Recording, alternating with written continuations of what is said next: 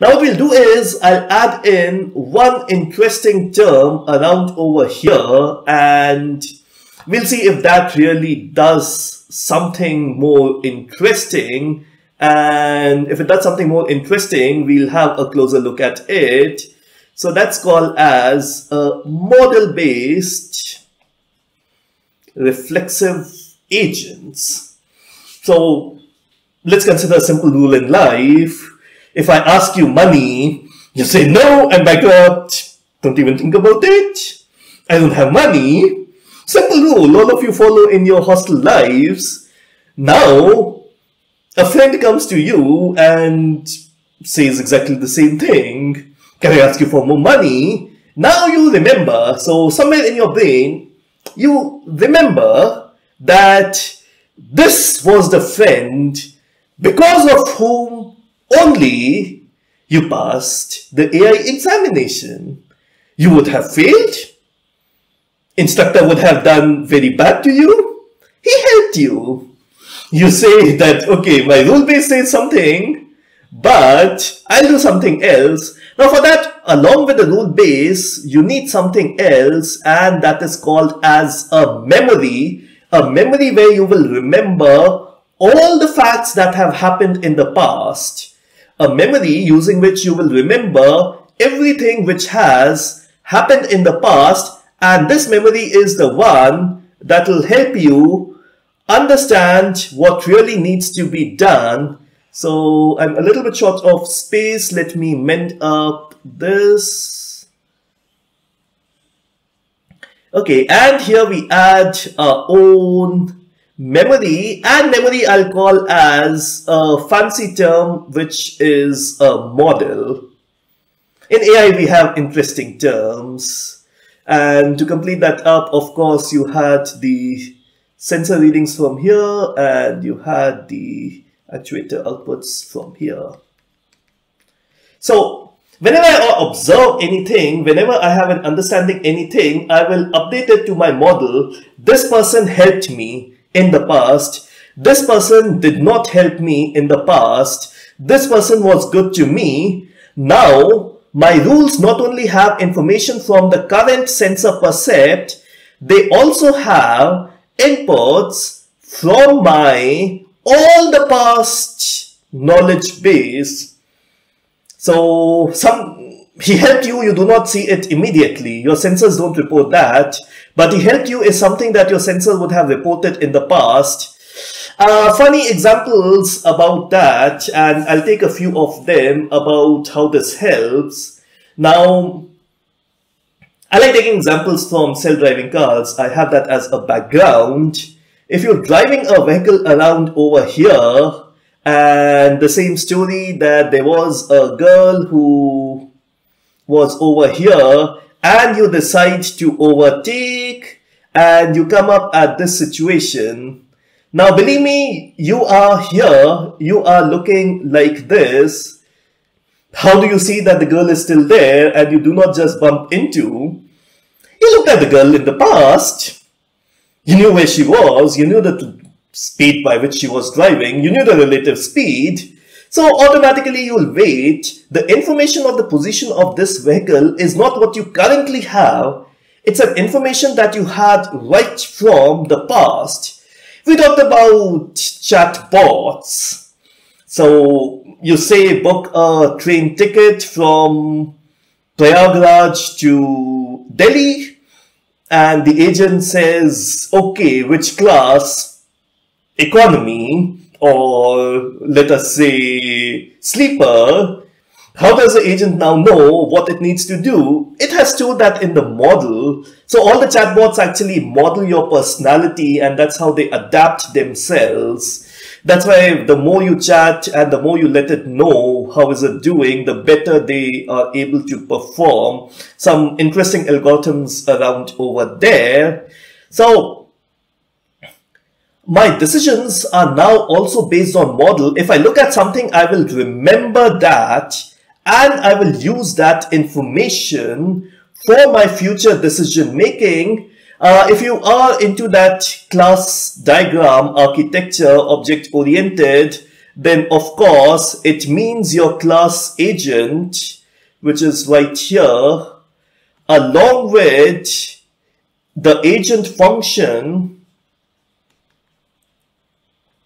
which takes sensors as input and returns actuator as output. Let me not define. It also has a memory in the name of a model. So inside this agent function, of course, you do exactly the same thing that you were doing before, except for whenever you have a sensor understanding, you just send it to the memory system. You just say that, okay, let it load as a fact, let it know that as a fact. And that's how you update the model. Now, simple change, always better. That's model-based reflexive agent. Now, there's one thing that you could do. Suppose I was driving, again taking the driving examples, at 30 km per hour, and after, let us say, 1 second, what will be my position? I don't need my sensors to tell me that. I can do straight away 12th class mathematics. S is equal to S0 plus Vt plus half Vt square. So all the kinematics equation, by the way, they are correct, but they are not practical. The robotics guy will be able to tell you that. So when I'm taking an action, then also I can update my information about me, about somebody else, or anything like that. So the actions also update your knowledge of the model. Now, a similar example, that the agent has booked your ticket. Guess what? It knows that you will be traveling to Delhi on Sunday, the 31st of December. You made the booking. It has extra knowledge, not because of you said something now, past, but because the agent has executed an action and it has a knowledge of the model. So that's what model-based reflexive agents do. Now, I'll try to create tell you about some nitty-gritties here. Something very funny happens when we work with AI. I believe, my model believes that all AI students are very intelligent. How do I know that? I took an action, pass the students in the course object-oriented methodology, and you need to be very intelligent to pass that course. You pass that course, my action tells me, all my people, which is all you wonderful ladies and gentlemen listening to me at your computer or mobile screens, all of you are intelligent, where in my knowledge, what really happened was unfortunately different. So let me draw what actually happened. So that is what I call as my environment.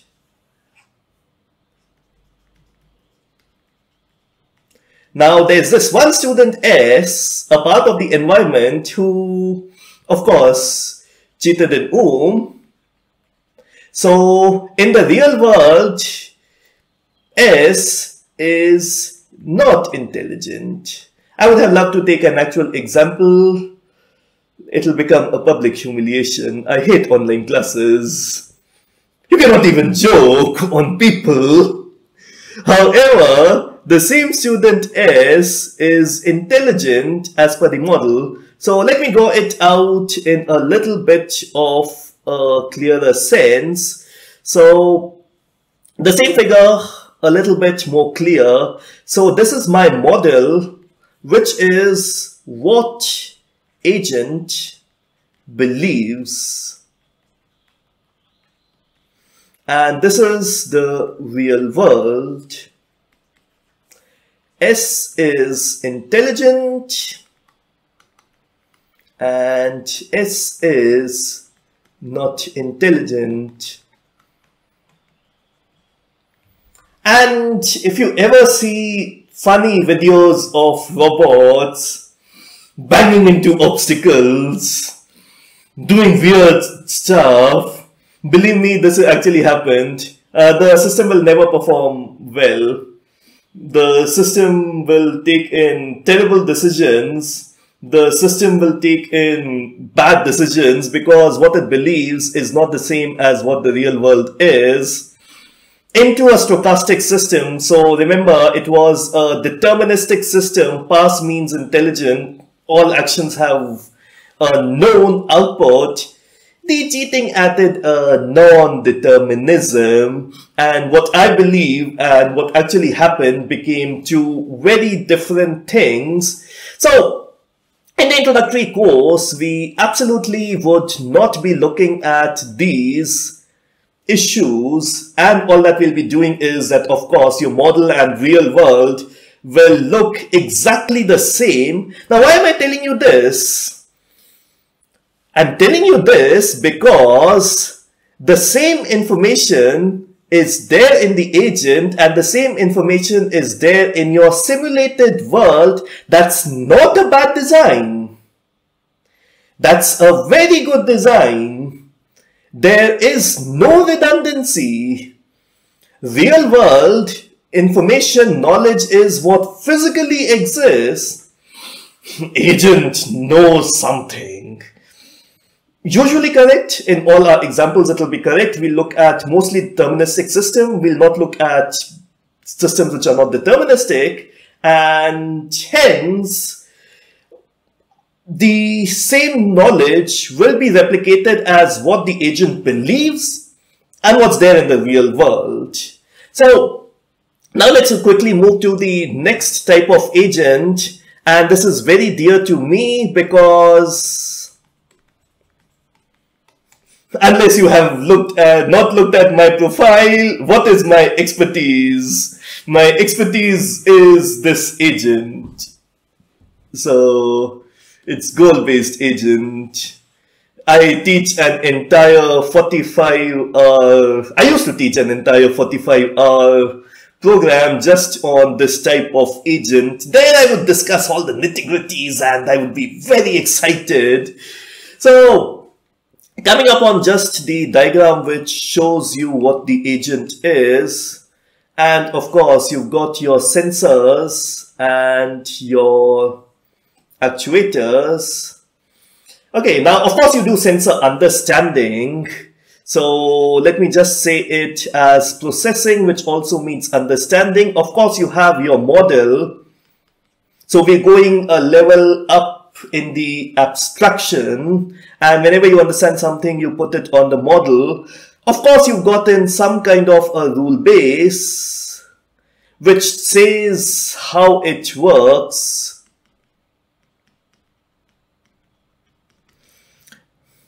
Now, you have one thing which is extra that I did not discuss previously, and that's called as a goal. Now, in reality, all of you are not model-based agents, not reflexive agents. In fact, the football example was wrong. People are not just running towards the running towards the ball. They have a goal in mind. Like if I want to now really go home, it's quite late over here. So my goal is reaching home. That's what I want to do now. That's how I will plan myself. That is how I will take my actions. That's what I want to do. Similarly, a robot which wants to deliver you a parcel, the aim is to deliver you that parcel. There's a goal. You're not here listening to me because you really like my handsome face. You're here because you want to pass this course. That's your goal in life. All your actions are which leads you to that goal. Whenever you have a goal, you have something which is called as a plan. The plan, it tells you from wherever you are, which you can calculate either based on what you see now or what you saw previously. So this basically in a nutshell tells you where am I, number one, and secondly it does tell you about all information about the world. So this is also called as knowing the map. So I know what I need to do next because I know the map of this place. So based on what you see currently, based on what you saw previously, you have two things. The first one is, where are you currently? And the second one is, what does the world look like? Now, you don't just go and take an action. Hey, I know everything. Let me just do it. You say, let's take a deep breath and let's decide. How do I go home? Do I take the shortest route? Do I go outside, buy vegetables and then go home? Do I go outside, take a walk? People tell me now I really need it. I'm growing like anything by belly. Good for me. Do I instead go from the ATM machine or the cash machine? I sometimes have to internationalize my language. And then I withdraw cash and then I go home. So I take a moment and I plan, okay, this is all that I have to do. Give me a route that I do all those things in shortest time and my goal is reached in the best possible way. So you don't act immediately, you think. More examples, if it wasn't for COVID-19, all of you would have been planning holidays now and your thought process would have been, do we go to Manali? Do we go to Leh Ladakh? Do we go to Goa? Okay, we go to Goa. How many friends will come? How will money get managed? What will I tell my parents? Why do I need to go to Goa? How will I convince them? How will I ask for money from them? How will I get that extra money? You know for what? How will I do whatever I need to do? How many days should it be? 2 days, 3 days? If it's 3 days, probably I have budgetary constraints. If it's 2 days, I may not be able to go to some beaches. So you do a lot of planning. And the planning, mind you, for the 2 days trip, it could take in 1 month. At least that is what was there at our time. So you make a plan. Planning takes a long time. Planning takes an absolutely long time. And that is exactly what happens, that you make in a plan that is going to take in a long time for you. However, once you have a plan ready, all that you need to do is that you execute the plan. Execution takes nothing. You need to catch the flight, you need to go to the hotel, you need to visit that beach, you need to have snacks, you need to go on that tour, you need to do you know what. So execution doesn't take time. So now if you look at it as an architecture, it's weird. In the first iteration,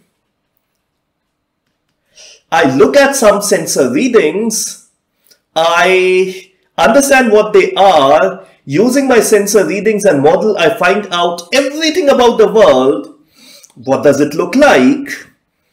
Where am I in the world? Every information is there. What do I have to do? Once I have that, I take a long time. 5 seconds, 10 seconds, 5 days, 3 months. I take a long time over here. Don't just take it as a box. Programming, of course, we have been doing planning for a very long time onto the labs, and that's where most of the TLEs come. 10 seconds is not enough to make a plan. We need more time. So you do a lot of planning, you do a lot of permutation combinations, and once you have a plan, you just execute the first action of the plan. It affects the real world. Then all that you do is from second iteration onwards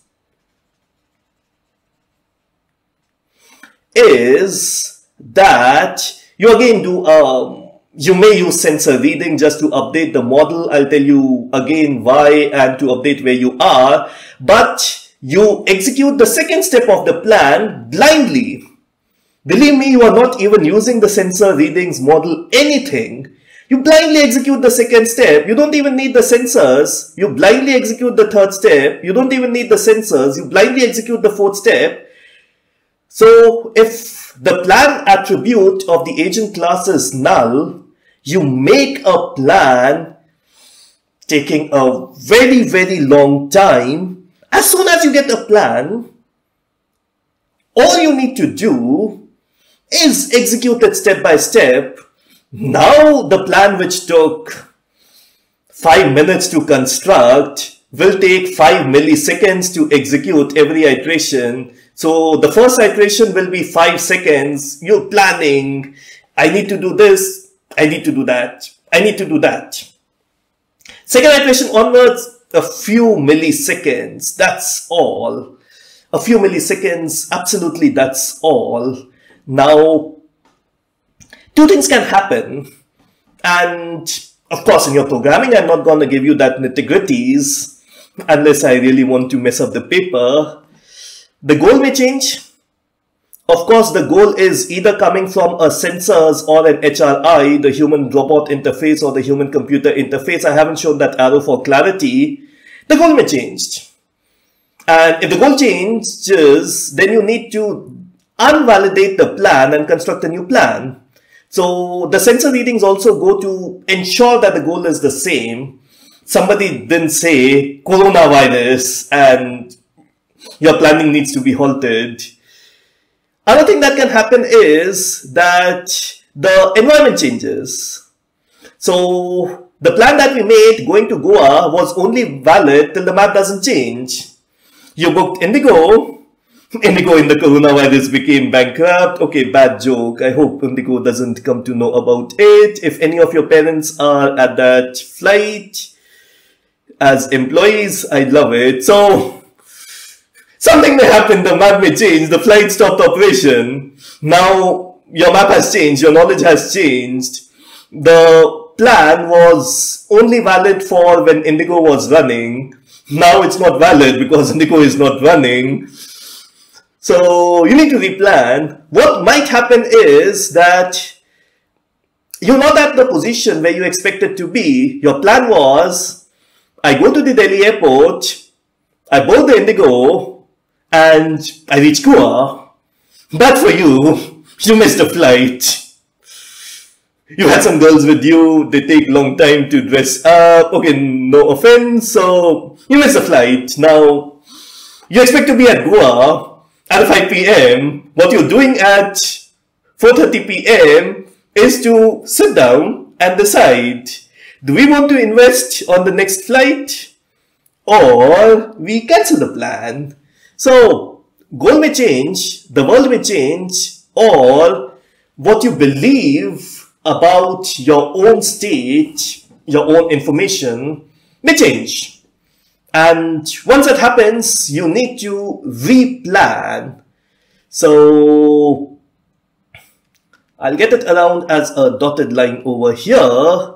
So, normally, what will happen is planning only happens once. However, in reality, if goal changes